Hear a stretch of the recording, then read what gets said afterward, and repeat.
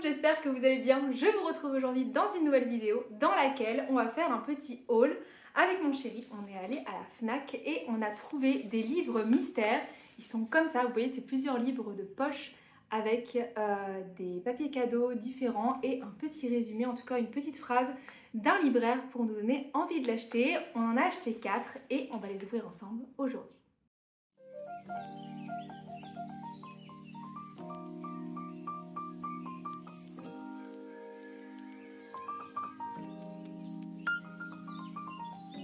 Premier livre, il est comme ceci, donc comme vous voyez sur le paquet cadeau, on a des petites matrioshkas, des cœurs brisés, on a le logo noté hôtel, une petite fontaine, en tout cas pas mal de choses. Et la phrase, c'est marqué « Au cœur du Luberon, une maison pleine de tendresse permet à chacun de ses habitants et lecteurs d'apprendre à vivre. Un roman réconfortant. » Et c'est la vie de Manon, libraire à la FNAC de Saint-Genis-Laval. Donc, on va l'ouvrir tout de suite.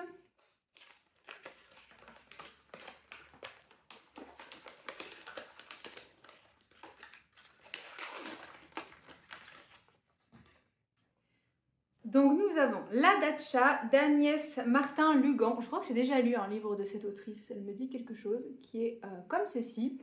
Et je vais vous lire la 4e de couverture, comme ça on va la découvrir ensemble. L'homme venait de me déposer dans un décor de rêve, dont je n'aurais même pas soupçonné l'existence. L'hôtel en lui-même était imposant, majestueux. Les pierres, les grands volets, les immenses platanes tout autour de la cour, la fontaine couverte de mousse lui conféraient un aspect féerique.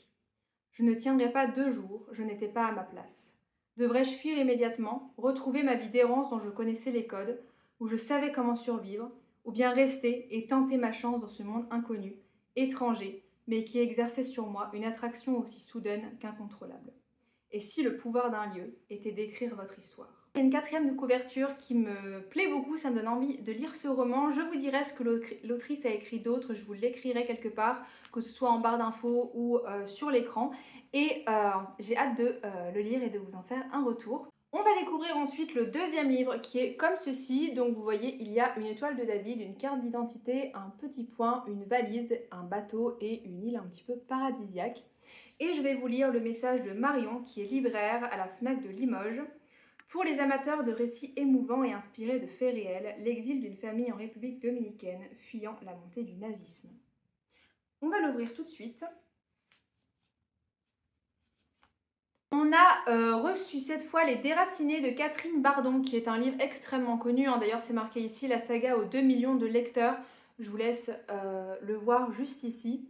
Je ne sais pas si je l'ai, en tout cas j'ai eu envie de le lire plusieurs fois et si je ne l'ai pas acheté, en tout cas c'est super parce que je vais pouvoir le découvrir et ça c'est vraiment chouette. Je vais vous lire donc la 4e de couverture. Alma et Willem se rencontrent dans la Vienne brillante des années 1930. Après l'Anschluss, le climat de plus en plus hostile aux Juifs les pousse à quitter leur ville natale avant qu'il ne soit trop tard. Perdus sur les routes de l'exil, ils tirent leur force de l'amour qu'ils se portent, puissants, invincibles ou presque. Ils n'ont d'autre choix que de partir en République dominicaine, où le dictateur promet 100 000 visas aux Juifs d'Europe. Là, tout est à construire et les colons retroussent leurs manches. Pour bâtir en plein cœur de la jungle hostile plus qu'une colonie, une famille, un avenir. Qu'est-ce que tu fais? Quelque chose qui ressemble à la vie, peut-être au bonheur. Écoutez, je suis super contente de l'avoir parce que si je ne l'avais pas, c'est un roman que je veux lire depuis très longtemps, que j'ai vraiment envie de découvrir. J'ai beaucoup entendu de bien sur ce roman, donc trop contente. En plus, c'est un thème qui m'intéresse énormément, donc que du positif. On va ouvrir le 3e qui est comme ceci. Il est à nouveau vert, cette fois-ci vraiment dans une ambiance très noélique, avec une petite maison, un livre, un petit Père Noël qui est comme ceci. Et on a un petit mot d'Emma, libraire à la FNAC d'Ivry-sur-Seine, qui nous dit « Que diriez-vous d'une romance de Noël réconfortante, entourée de milliers de bouquins ?» C'est exactement ce que contient cette pochette. Ça m'a vraiment emballée parce que moi j'aime beaucoup Noël, je suis une grande amatrice de Noël. Et d'ailleurs je voulais vous faire une petite pile à lire des livres de Noël que j'aimerais lire cet hiver. Donc écoutez, ça rentrera parfaitement dedans. Donc on a Noël à la charmante librairie de Jenny Colgan qui est comme ceci, avec un petit sapin de Noël trop chou. Et je vais vous lire la 4e de couverture. Carmen pose ses valises chez sa sœur Sophia en Écosse pour passer Noël. Mais c'était pas vraiment de gaieté de cœur. Elle vient de perdre son poste dans un grand magasin et retrouver sa sœur à la vie parfaite ne la réjouit guère. À vrai dire, Sofia n'a pas non plus très envie que Carmen s'installe chez elle. Sa sœur a toujours été sarcastique et difficile, mais Sofia attend un bébé et a justement un client qui cherche une assistante pour sa librairie en difficulté. Alors chacune décide de faire un effort. Carmen se retrouve projetée dans les rouages de la vieille librairie de M. Macready au cours des rues pittoresques d'Édimbourg. Et si le magasin est poussiéreux et désorganisé, il est indéniablement plein de charme. Pourra-t-elle y insuffler une nouvelle vie à temps pour les achats de Noël? Et l'auteur célèbre et charismatique qui s'intéresse soudainement à la librairie ne serait-il pas en train de tomber sous son charme? L'esprit de Noël le dira. Concrètement, c'est vraiment le pur roman de Noël, même le pur téléfilm de Noël qu'on regarde à la télé, sur Netflix et tout, mais que j'adore, je vais pas mentir, je les regarde même plusieurs fois pendant la même période de Noël, je les regarde en boucle 2 ou 3 fois, donc j'ai trop hâte de le lire et ça va vraiment être une lecture que je vais faire en décembre, ou même avant, peut-être, certainement. Et on va finir par un dernier livre qui est comme ceci, il est un peu plus fin que les autres, et vous avez encore une atmosphère très noélique, avec un petit Père Noël, des petits bonhommes de neige, des ours, une petite enveloppe et des petites maisons. On a cette fois un avis d'Audrey, libraire à la FNAC de Val d'Europe. Elle nous dit: Contes magiques, nuits d'hiver et récits fantastiques, un auteur reconnu qui vous transportera, comme il sait si bien le faire, vers un monde lointain. On va le découvrir tout de suite, peut-être que ce sera aussi une lecture à mettre dans la palle de décembre. On a donc reçu les lettres du Père Noël de Tolkien. Vous connaissez mon amour pour Tolkien, donc celui-là c'est mon copain qui l'a acheté pour lui, mais je vais lui voler, c'est sûr. Non. Et je vais vous lire la 4e de couverture, mais j'ai déjà trop envie de le lire, même sans savoir de quoi ça parle. Je suis juste trop emballée par ce bouquin. Plus connu pour ses travaux universitaires et pour l'invention de la Terre du Milieu, Tolkien est aussi un formidable auteur de contes pour enfants. Comme Bilbo le Hobbit et Rob Random, les lettres du Père Noël ont d'abord été destinées à ses 3 fils et à sa fille, auxquels chaque année, entre 1920 et 1943, Tolkien a écrit une lettre, parfois 2, prétendument envoyée du pôle Nord par le Père Noël ou l'ours polaire.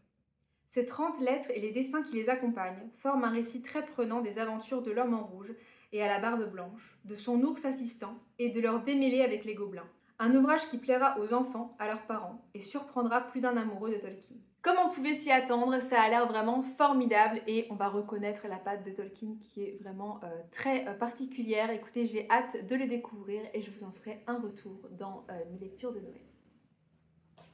Bon livre. C'est fini pour les 4 livres mystères. Je voulais vous dire que je trouvais que c'était vraiment une bonne idée, même si à la base je ne suis pas forcément une grande fan de la FNAC ou des grandes enseignes de librairie de manière générale.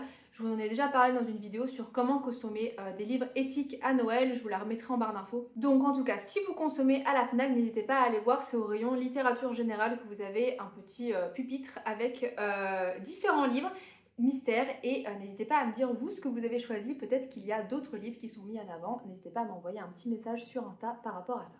Je vais profiter de cette vidéo haul pour vous montrer 2 livres que je me suis achetés qui sont en fait un seul roman mais en 2 tomes et une BD que mon chéri m'a offert.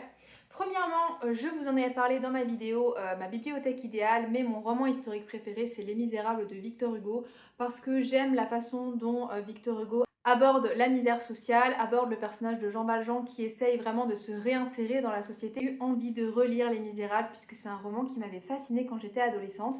Je l'ai donc racheté dans une très jolie édition rouge comme ceci.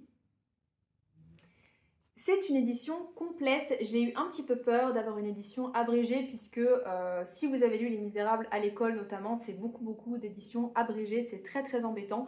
Mais ça c'est une édition complète qui pourtant vient de l'éducation nationale des années 50, mais c'était l'époque où on abrégeait très peu ou pas du tout les œuvres de la littérature classique. Donc écoutez, j'ai hâte de les redécouvrir et je vous en ferai certainement une vidéo prochainement. Et mon chéri m'a offert Génération Loup qui est le nouveau tome de Julien Nil qui est comme ceci sur encore l'histoire de Lou, cette jeune fille, même femme maintenant puisqu'elle a grandi avec ses lecteurs, qui commence à faire sa vie, qui commence à avoir sa vie d'adulte et qui va vivre plein de péripéties. Et ici, sur 304 pages, on va avoir 3 histoires inédites de la vie de Lou pour célébrer les 20 ans de la bande dessinée. Alors je ne sais pas, je ne me suis pas renseignée justement pour garder la surprise, pour savoir si on allait avoir la Lou adulte ou la Lou enfant. C'est vraiment quelque chose que je vais découvrir dans cette BD, en tout cas en tant que grande fan de Lou.